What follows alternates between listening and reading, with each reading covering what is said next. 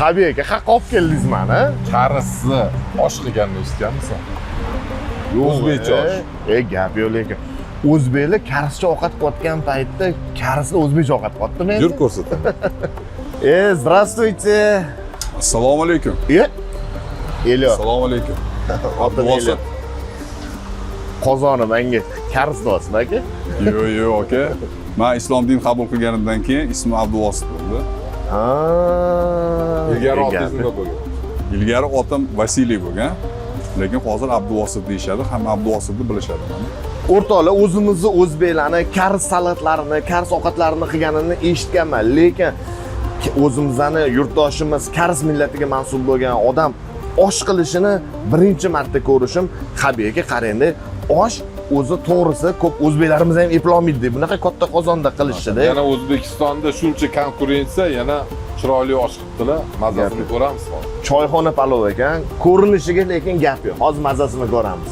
Habib aka, qarang, karis odam osh qilayotganini ko'rsataman senga deganingizda o'yladim, osh bo'ladi, ustida pintuza, kimchi, bilan oldimizga yana ko'ksik beriladi, ozgina osh beriladi deb o'yladim. Ha, bu o'zimizning o'zbekcha osh, haqiqiy. Yana choyxona osh, rangiga qarab, bir haqiqiy choyxona osh, bir oppoq osh bo'lib qolmagan, mazasiga ham gap. Habib aka, qani, bismillah olaylikchi. Ko'rinishi lekin rostdan bomba. Bunicha, akaman, o'zimizni powerlar ham, o'zimiz yoshlikdan, mana jaylari powerlar ham bunaqa shirin qilmaydi ko'pi. Yeb ko'rsin bilishadi, lekin haqiqatda menga juda yoqdi. Yo'q, qani, go'shtlari me'yorda. Go'sht mani chiqqani chiroyliligini. Haqiqiy choyxona palov. Menga mazasi juda ham yoqdi. Yana ozgina sovib qolgan ekan, lekin soviganda ham mazasi shirinda, qani. Abduvosit aka yorvorar ekanlar. Oshpaz bo'lganlar qilib bunaqa shirin osh qilib. Mani ota bobomiz oshchi boplagan, oshpaz o'tishgan, bilasan-ku, qarindoshlarimiz ham oshpaz, lekin men bunaqa osh qila olmayman. O'zi ko'kchana, meni asosiy tanishlarim yo Kastaprov yo oshpazda. Bilasizmi? Ayni bizami. Sizni mahallangiz ayniqsa yo Kastapravlar yoki oshpazlarda. Men bitta narsa aytaman, qaranglar. Aynan choyxona palovni deb Toshkentning shaharidan, markazdan turib, aynan mana shu yangi bozorga kelib yeydigan joyi ekan. Rostdan aytaman, Habib aka, to'g'rimi gapim, noto'g'rimi? Mazasi juda ham zo'r. Agar mana shu oshni mazasidan, ko'rinishidan karis odam qildi demaysizlar, to'g'risi. O'zi millatda farqi yo'q, odam o'rgansa zo'r qiladi, lekin men juda ham xursandman. Men prosta sizlarni tushunishingiz uchun aytaman. Yaponiyaga borib, kimdir o'zbek bola sushi qilsa, yaponlar qanaqa xursand bo'ladi? Shunaqa. To'g'ri, bizning karislar o'sha o'zbek bo'lib ketgan, o'zimizniki, masalan, o'zimizni aka-ukalarimizday bo'lib ketishgan. Lekin osh qilishligisini birinchi marta ko'rishim, osh qilganda ham yorvorishibdi, rostdan. Abduvosit akamlar yorvoribdilar. Meni kamroq gapirtirgin, men to'xtamayman. Yo'q, mana siz oshni yaxshi tushunasiz-ku o'zi. Nima deysiz, как mutaxassis sifatida? Xolis fikr juda ham zo'r.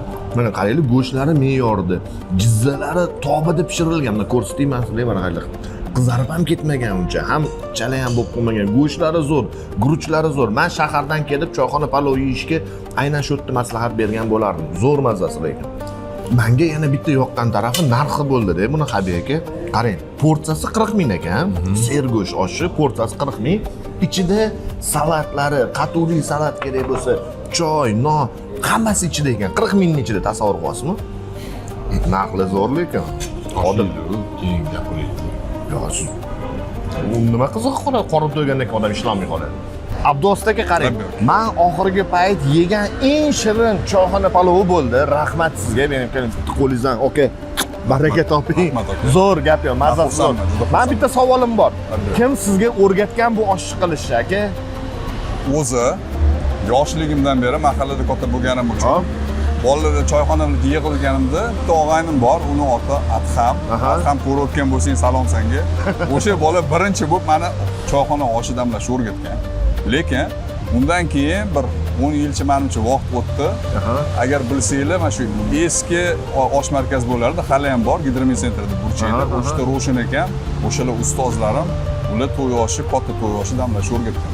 Adham aka, Ro'shan aka, rahmat sizlarga. Katta Shu rahmat. Abduvosit akamga oshni o'rgatib baraka topinglar. Hozir sizlardan zo'r oshqotdilar menimcha. Hazil bilan lekin gap yo'q. Yorvoribdilar. Shahardan Yangi bozorga kelib choyxona palov yeydigan joyi ekan. Rostdan aytayapman.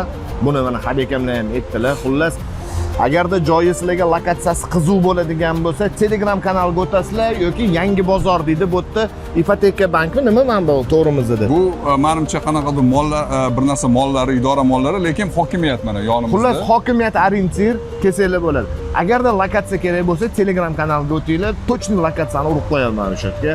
Aka, joningiz sog' bo'lsin. Rahmat katta rahmat, sizga juda xursand bo'ldim. Sog' bo'ling, baraka toping. Rostdan zo'r ekan. Rahmat. Aka, rozi bo'lasiz? O'zingiz ham rozi bo'ling.